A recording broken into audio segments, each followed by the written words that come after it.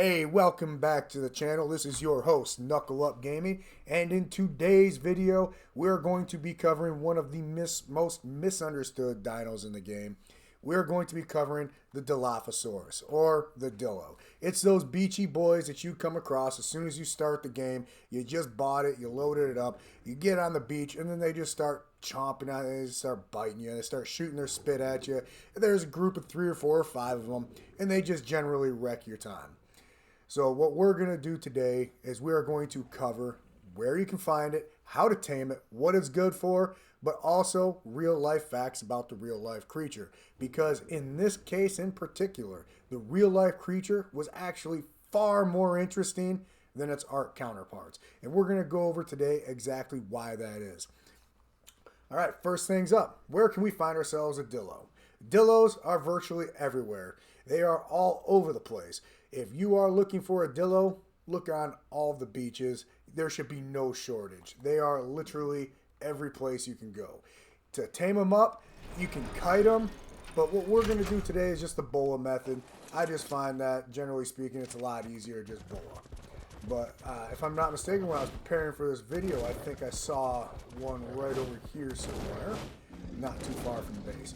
But we're going to boa them. You can kite them. You can build a little trap if you want. It's not that big of a deal.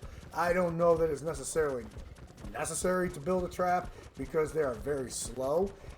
You can just boa them and bam, done. And that's exactly what we're going to do. But if you absolutely need to, you can build yourself a trap. Let's see here. Where are you at? I just saw one a few minutes ago. Oh, there we go. Perfect. We have some right over there. See, they usually come out in groups. And we're still getting Christmas colors spawning in. That's a little bizarre, but let's deal with it. Come here. Get over here. See, look at that. Give me a little animation. Oh, and there's the spit. Come on. There we go. There's one. There's two. Now, you can actually knock these guys out with a club if you want. Go. Get out of here. You can knock them out with a club. You can knock them out with a slingshot. You can knock them out with regular old arrows. See, they go down super easy. There's really not that much fight in them. Let's get... You know what? They don't take much to tame, too. I have everything set to official rates. So, like, as you'll see, I think I got some... Oh, I even got some prime. Perfect. These guys should take no time taming up. So, where are you at? We're going to give you... You should tame right up. We'll bring you... Look at that. Already done. It takes no time at all for these guys to tame up. Bam. And we'll grab you too, just because we have you. Done. Look at that. Literally no time at all. Now, what are these good for? Dilos are actually not really all that useful to the game. If you're playing PvE, they're really not going to help you. If you get if it's your first tame, you can find them. You can actually use them to store stuff and go from place to place. It can just be like your little caravan. But generally speaking, you're not really going to use them for that much. But in PvP, I'll show you exactly what they are good for. You see that Triceratops over there? That trike? Where are you at? Oh, I got the HUD turned off. That's why. Come here. Character level's not showing up. That's weird. What these guys are actually good for is they will shoot poison at him right here. And that is going to slow him down. Alright? You know what? Let's not do it on him. Let's use... thought I saw a Parasaur over here. I really want to show you the running ability. So, nah, not the Carbonemus. I thought I saw a Parasaur over here a minute ago. So, it's going to slow them down. In a PvP situation especially, it's going to slow your enemy down. And it's going to haze up their screen.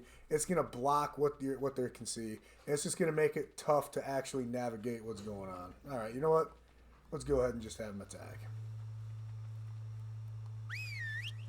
Attack that guy. Not you. You stay here. Let's watch the spit. So when they get closer, you're going to see him actually do a spit attack. Bam. See? And now, as you'll see, this Triceratops is actually moving very slow after that. So let's help him out. There you go. Yep, they would have got absolutely wrecked if we had kept going there. Because these guys, they're really not that great for battling anyways. But they are good for ferrying stuff around if that's your first tame. And when you pick up the game, this is invariably going to be one of your first tames. Stop off. You, come with me. I'm going to... Okay, now that we got all of that out of the way. You okay? You okay, buddy? You spazzing out? You be alright? Alright. Come here. I'll need one of you. Come here. I want to show you guys. Okay. So the Dilophosaurus here. Let's go over some real life stuff about the real life creature. Because like I promised you from the beginning, the real life creature is every bit as interesting or more interesting than its ARK counterpart. Now in real life, these things, Dilophosaurus means two-crested lizard. You'll notice that from the crest on the top of the head right there. That's how it got its name. It was actually, instead of being as small as this, because this is kind of based off of like a Jurassic Park model, believe it or not, a comparable creature to it in real life, Baryonyx.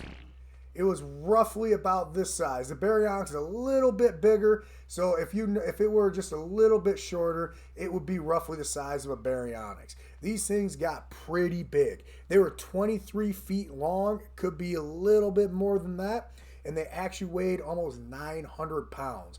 They were big, but they were scrawny. They were actually they were actually the first apex predator dinosaurs. All right, actual true dinosaurs. These were the first apex predator. They inhabited areas, or they inhabited a time period 193 million years ago, and at least Arizona. That's where we found the holotype, and that's where we found the most specimens. And one thing you'll notice right here is their snout, right at the end of their snout, right towards the very tip. I'll bring up that HUD. Right towards the very tip, right about here. There's actually an indent that actually moved it up. Very similar to, do you have it? Yeah, very similar to this, actually. Very similar to the Baryonyx, where there was actually a little indent in the top of the jaw that kind of curved up like this, and it actually overhung. The front teeth actually overhung the bottom jaw just a little bit. That had people believing for a little while anyways that it was at least partly a fish eater, which, you know, it really could have been. We're not, you know, it's kind of hard to exactly observe creatures that are this old. They actually have 4 fingers instead of 3. One of them, the 4th finger was more or less vestigial because it was a very basal creature, 193 million years old. It's pretty old. It was first found in 1942, and it's very distinguishable. Like, I know I already covered it, but these crests were very distinguishable. They were probably covered in a chitin, like kind of like the same stuff that birds' beaks are made of. So these are actually fairly tough little things. Modern cassowaries actually have them from New Zealand, and they'll actually, oops, wrong button. They'll actually run, where it is, there we go. They'll actually use those crests to run through all the thick foliage and everything and knock it out of the way, and they're absolutely fine because of how tough those bones are and how tough that keratin covering is. It was originally thought to be a scavenger, but as modern paleontologists will tell you, or at least modern anybody who studies any animal will tell you, any carnivore for the most part is not above scavenging. They're more opportunistic, meaning that if it were this big right here, there's a good chance it could chase virtually anything else off of its kill. It wasn't above scavenging, sure, but it also was a good hunter. It also could hunt. It had the size to do it, and it had the speed to do it. It did have a weak bite, that is for sure. The jaw structure shows that it had a fairly weak bite. but it was good enough at the time to actually feast on prosauropods, early sauropods that predated things like the Bronto and the Diplodocus and the Apatosaurus. What those things actually would eventually evolve into, the very earliest part, the prosauropods, this thing was big enough to handle and kill them and feast on them. The crest was probably more or less for display, but realistically, it's kind of hard to tell from a creature that's 200 million years old. It did not have frills as far as we could tell, and it did not spit venom. Those are actually Jurassic Park creations. And, you know, they take artistic license, and that's fine. Oops. They take artistic license, that's fine. You kind of have to. But anyway, that's everything I got to say about the Dilophosaurus. If you guys like the video, like, share, comment, subscribe, all that good stuff. Or comment down below and let me know what you want me to do next. All right, I will talk to you guys next time.